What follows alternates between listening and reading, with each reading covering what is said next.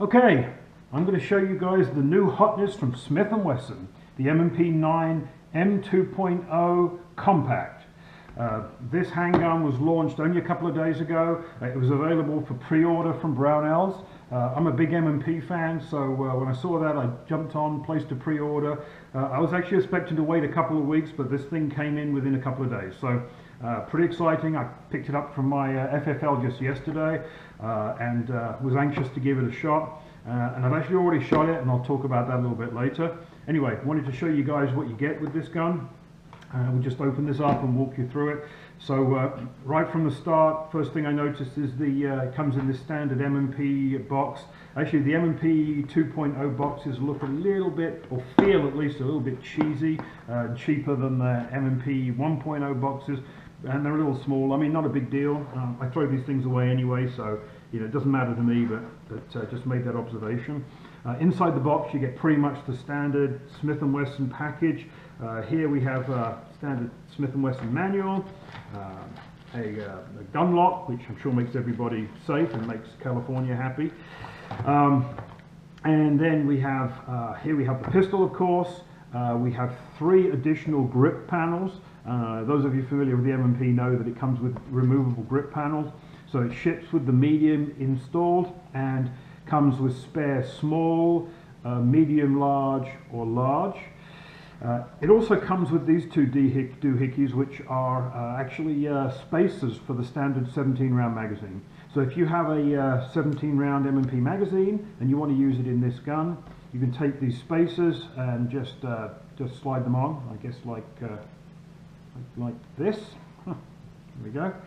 And what they'll do is they'll give you a little bit more to hold on to, and you stick them in the gun, if that's what you want to do.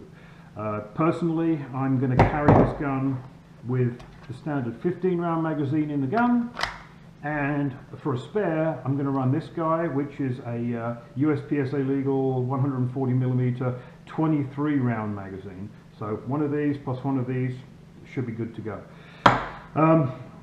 The M&P Compact comes with 2 of these 15 round magazines, and of course, as I mentioned, it'll take any standard M&P9 magazine.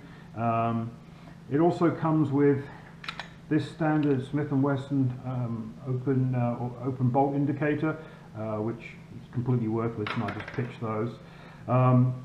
The gun itself, let's get this garbage out of the way. Gun itself is about the same size as a Glock 19. I haven't got the 2 side by side to compare, but it looks like it, and I think that's the market they're going after. For people outside the US, you may not know that carrying a concealed weapon is legal in every state in the US, and the vast majority of them have what's called shall issue concealed weapons permit laws. So the concealed carry movement in the US is big and getting bigger. I'm fortunate enough to live in the great state of Arizona, where we actually have concealed weapons permits, but also have something called constitutional carry, which means we can actually carry without even having a permit. So life is good in the state of Arizona. Anyway, this is my new, I hope is going to be my new concealed carry gun. Before I got this, I've been carrying predominantly a Glock Model 27, which is a subcompact 40 Smith & Wesson pistol. So it's a little smaller than this in length and in grip length. And that makes it a little challenging to shoot, not so much to hold on to with my even average size hands. And the short sight radius and the shorter barrel means I prefer to go with the 40 Smith & Wesson round, just to make sure I'm getting a little more power on the target. But the nice thing about this M&P9 Compact is I've got a longer barrel, a bit more to hold on to, more bullets. I feel a little more comfortable carrying a 9mm.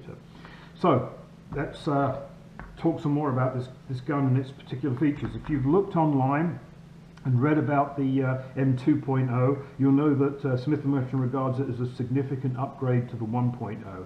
I actually own many 1.0s, so many that I don't know how many. I just grabbed a couple of them for comparison. This is actually a 1.0 full-size 4.25 inch 40 Smith & Wesson pistol. I keep this around the house as a house gun, and for size comparison, you see it's just a little bit larger overall. Barrel's a 1/4 of an inch longer, and the grip also just a tad longer, but very comparable in size. And then for shooting competitions, because I shoot a lot of USPSA and 3 gun, I run these much larger 5-inch guns. This is an M&P9 Pro, set up purely for competition. So I have a lot of trigger time with the M&P platform, which is why I feel more comfortable carrying this, just sticking with that standardized platform and building my confidence with it. Anyway, let's go through some of the features. A lot of these features are well publicized by Smith Wesson, and I'll give you my 2 cents worth on them. The first, perhaps the most obvious, is the new grip profile, new grip texturing. Smith Wesson make a really big deal about this grip texturing, and actually to grab it and rub my hands over it, it feels a lot like grip tape, your skateboard tape. It really does have considerably more grip than the pebble finish that was used on the 1.0. And there are some pros and cons to that. On the plus side, of course, when you grab it, your hand's not going anywhere. But in fairness, even with the pebble finish, the strong hand's really not going anywhere. At least with a 9mm for me, being a competition shooter, I have a pretty strong grip. So this thing really doesn't move around, especially when I've got a two-handed grip. But I get that second hand around here, you know, my strong hand's not going anywhere. It's locked in there rock solid. So for me, I think this different grip texture is going to be largely inconsequential. You know, I could take it or leave it. I don't think it's that big of a deal for me. Where I actually want the grip is actually more in this area. So I'm right-handed, and when I grab the gun and then I bring my support hand in, you can see this part of my support hand comes in and butts up against the grip frame, and that's where I want to try and derive some more control. And with this smooth pebble finish, my hand's just sliding up and down. It's not really as strong as I'd like it to be. It's better on this new 2.0 with this rougher finish. I get a little more traction there, but it's still not as good as it could be. Partly because I've got fat hands and I can't get my hand in there as much as I'd like. So on my competition guns, I actually take some glue and apply some silicon carbide grip, which has grip but also protrudes upwards slightly. So to get my hand in there, I've really got a little bit more retention even than with this rough finish. So, but it's a valiant attempt by Smith Wesson to improve the grip, and a lot of people may find that it's helpful. For me, I think it's probably more about the marketing department want to keep up with Springfield and their grip zone and some of the other companies making grippier grips. So, but anyway, it certainly does no harm, except in 2 regards. One is when you're wearing it, if you're wearing it against bare skin, this is going to be a little uncomfortable. So I'm going to definitely avoid wearing this against my delicate skin. Second thing is, and this is something that you find in competition, is, you know, we're drawing guns a lot from the holster, and sometimes you're going to grab the gun and you're not going to get a perfect grip. You see this gap here where my hand's not as high as I'd like it to be. And you want to adjust your grip. And it's easy to do when you've got more of a slippery surface. I can readjust my grip and not really cost me any time. With this, I think it's going to be a little more challenging. I think it's going to grab hold of my hand a little bit and just be that much more difficult to get my hand back in the position that I really want it in. You know, so there are pros and cons with this finish. So you should just a full disclosure thing, just to make people mindful of that. Anyway, that's sort of one of the big things that people are making a big deal about. The other thing that people are making a big deal about is the trigger pull. Smith Wesson are going hard at people who said the 1.0 triggers sucked, and they're saying the 2.0 triggers rock. Well, yeah, not in my opinion. I shoot a lot of competition, of course, so trigger feel is something that is intimately familiar for me and very important. And I don't know that I could say the 2.0 trigger is a lot better than a 1.0. There were several generations of 1.0, and the early ones felt pretty good. The more recent ones really sucked. They were atrocious. So comparing it with maybe the early M&P ones, I think this is comparable. The later 1.0s, they were a little worse, so this is maybe more of an improvement. But this is certainly not what I was led to believe of being a really great match trigger. This is very much the same 1.0 trigger, maybe just a little bit less gritty on the take-up, but still not what I would hope it could be. It still has the take-up's gritty, and then it hits a wall and it breaks. Now, compared with the 1.0, the break is a little less mushy, so that's an improvement. and the take-up's a little smoother, but I can still feel, you know, initial pickup, and then it hits a wall, and then it goes over that wall, and then it gets to the brake. And that intermediate wall is the trigger bar hitting the striker block. And I'll take the pistol apart later and show you what that looks like, and I still think Smith & Wesson could have done more in that area. So, if we're talking about triggers, this trigger's okay, and for a carry gun where I don't want to monkey with the trigger, I can live with it. But compared with the Apex trigger that's in here, this is a carry trigger from Apex, a lot smoother. None of that bumping and grinding on the take-up, and then the brake is a lot crisper. And even more of an improvement, if you're going to shoot competition, is the Apex forward set sear trigger, which is almost a 1911 trigger. There's almost no take-up, and it breaks crisp. So, you know, for what it's designed to do, I can't really argue it's an okay trigger, but it could definitely be better. Continuing on the features here, a couple of features that they've retained and I'm not a fan of. They still stuck with this articulated trigger. I would have preferred they went to something more like a Glock trigger, or in this case the forward sets here with the blade inside. I think that's a fundamentally better design, but Smith decided to stay with this, and truthfully, when you're shooting it fast, you probably aren't going to notice. They added, and this is another one probably from the marketing department, they added these, what they might call forward cocking serrations. I mean, they're really not, because it's pretty darn hard to use them, and it's easy just to grab the slide and go with it. So these are really vestigial. They're not doing anything very productive, but I guess they let the marketing department check a box. Yeah, we've got forward cocking serrations, move on. I don't think it's a big deal one way or the other, but anyway, there you are. The little doohickey for adjusting, for removing the grip panels is in there, just like it was on the original. A little easier to pull out. Has a cute little lanyard hole there. I'm guessing that the military wanted that. I'm indifferent to it again. It's neither here nor there for me. When you put the magazine in, it's going to sit flush here anyway, so no big deal. It's also got these two little half moon cutouts, so you can haul the magazine out if you have a hang up in there. With the magazine in there, you can see I can comfortably get all three fingers on the gun. For a carry gun, that's really important.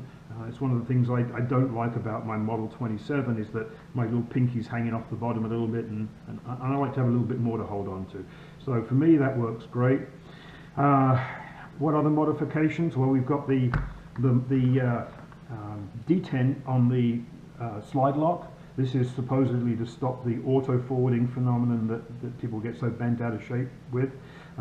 Actually, in my competition use, I actually prefer the auto-forwarding. If I run that gun dry, I want it to go back into battery and start shooting as soon as I get that magazine in. So this is probably not an improvement for me, but you know, honestly, again, it's one of these not a big deal either way kind of deals.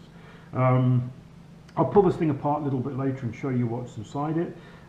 But before I do that, I wanted to show you guys the magazine, the holster fits. So I grabbed a couple of M&P holsters that were actually designed for most of these are designed to accommodate a 5-inch gun. And I wanted to show that for the most part, the new 2.0 compact fits in them just fine. So this is a Safariland, actually for a 5-inch. Snaps right in, no problem. This is a Kydex holster with molding here that engages the trigger guard, and the retention is good. I've got to play around with this. I'm actually thinking of cutting this off and using it for a carry holster. So I'll see how that works out. But it fits fine in that holster. Let me grab a retention holster here. So this is the kind of holster that I use for 3-gun. It's another Safariland. This is a GLS, which is a sort of a universal fit holster, fits many different guns. And I love this for 3-gun because the gun goes in, ain't coming out until I grab it. But yeah, it's very fast to draw because when I get a grip to draw the gun, the lever pops out the way and the gun comes out with no resistance. This is the holster I actually use today, and compact fits in it fine. Again, holster's too long, but you get the idea. It fits in the gun, no problem. The gun fits in the holster, no problem. Let's grab, what have I got here? I have a Serpa. I'm not a big Serpa fan. I got this off a price table. I don't really use them, but I wanted to show that the gun fits. It's actually a real snug fit, so it's almost like it's better than the 1.0, and it works just fine. So if you're a Serpa fan, there you go, it'll work. I also grabbed my, this is a Blade Tech competition holster, used for my 5-inch gun. The 4-inch 1.0 works great as well, but the 2.0 for some reason doesn't want to go in as well. It'll go in, trigger guard's covered, probably isn't, well, I was going to say it's not going to fall out, but it just did. But it's really mushy going in, and it's obviously it's not working right. If I put the 1.0 in, it snaps into place just like the other holster in the trigger guard. The 2.0, not so much. So there's something dimensionally different that's making this holster not want to work. So I think you're probably going to find most M&P 1.0 holsters are going to work, but just be aware that some may not. So your mileage may vary, as the saying goes. Interestingly, I rummaging through a box, I found one of these El Cheapo injection molded Glock holsters. It almost looks like it came out of a cereal box. Anyway,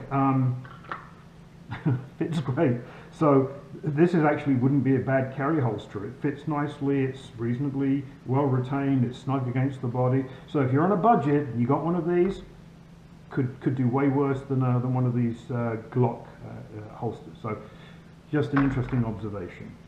Okay, so in a minute I'll break this down and show you guys what's inside, but first I want to show you a video of me shooting a match today. I shot a USPSA local match, and I shot, actually, it's a 4-stage match, but I got video of me shooting one of the stages, and I want you to watch it and see how the gun handles in terms of recoil, muzzle flip, and general ergonomics.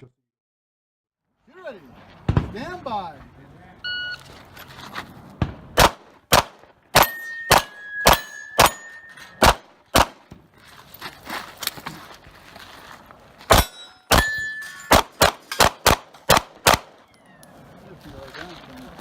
So, today's match was not my most awesome performance, had some penalties, but the gun shot pretty well. I mean, shooting a little compact gun like this, and that was a pretty accuracy intensive match with lots of small targets with no shoots around, so the gun acquitted itself pretty well in that format. So for any kind of self-defense scenario, I think it's going to perform admirably. One thing I did notice though, the ammo that I was running is my reloads and my general competition reloads, designed primarily for low cost. They are a mixed brass case with a 124 grain blue bullet, coated bullet. This ammo works well in all of my guns, no problem. It's pretty accurate, it's very reliable, and I like the price. And all my ammo is gauged, so it works in a match chamber ammo gauge, no problem. But when I was running this ammo through this gun, at the end of every stage, and I did the unload and show clear, I couldn't get the round out of the chamber.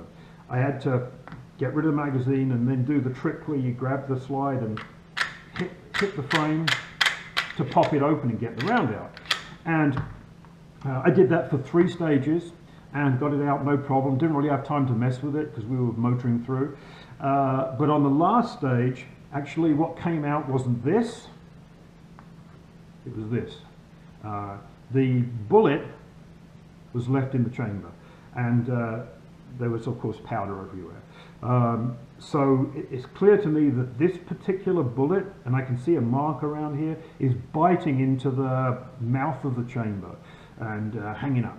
So that's the reason I was struggling to get the rounds out. And you know, but having said that, the gun ran 100%. I really didn't get any malfunction. So this is really a problem with my ammo. Although the ammo does make it through a chamber gauge, it is right at the maximum length for 9mm. And looking at the shape of the bullet, I can see that it would hang up in a chamber. So when I take this apart, I'm going to drop this round in. I'm also going to drop in some factory ammo so you can see how it fits. But that was just an interesting observation. Not really a knock on the gun, but just an interesting comment. All right, so let's get this guy taken apart. It strips just like any other standard 1.0 M&P. There's actually a little yellow lever in here that you can fold down if you want to avoid pulling the trigger. I'm lazy, so what I do is I'll just rotate the takedown lever and pull the trigger. Off it comes. So there's our lower receiver. If you're familiar with the M&P 1.0, this is all very familiar stuff. It's pretty much the same. I'm sure there's some differences in here, but I haven't looked at those yet. When I pull the trigger, you can see the trigger bar moving back, this is the upper. So we've got a captive recoil spring. We have the barrel, and then of course we have the slide. So all of this is very similar to the 1.0. I mentioned earlier that I wasn't thrilled with the trigger out of the box. And in fairness, it has improved even with just the 100 rounds or so that I fired today. But the reason that the trigger is not as good as it could be is because, and it's the same problem as the 1.0. The trigger bar has this feature here that when you pull the trigger back, it moves back, and it actually pushes up on this striker block here. And if you look closely, you can see that the striker block is quite squared off, and looks almost the same as, it probably is the same part as used in the 1.0.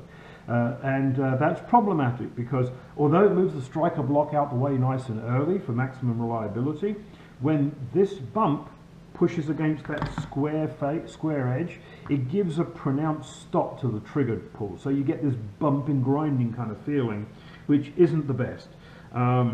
Now, Apex have resolved this by offering their universal striker block, which is an improved sort of dome-shaped part that still gives you good reliability, but makes a much smoother trigger pull. That's what I have in these other pistols. Works great. So, not sure of what to think about that. I think Smith & Wesson missed a chance to fix that design feature, and I guess we'll see what happens. I'm hoping it's going to loosen up. Like I said, I'm not a big fan of doing trigger jobs on carry guns, so I'll probably just leave it as it is and live with the fact that it's not as good of a trigger pull as I would like it to be. But that's, I think, one of the things that they really could have nailed and fixed if they'd paid a little more attention. Wanted to talk about the barrel here now that I've got it out of the gun. I can show you the problem I have with the ammo. First of all, some factory ammo. So this is Black Hills FMJ, I think 115 grain. And you see it drops right in with a satisfying clunk with the brass hitting the mouth of the chamber.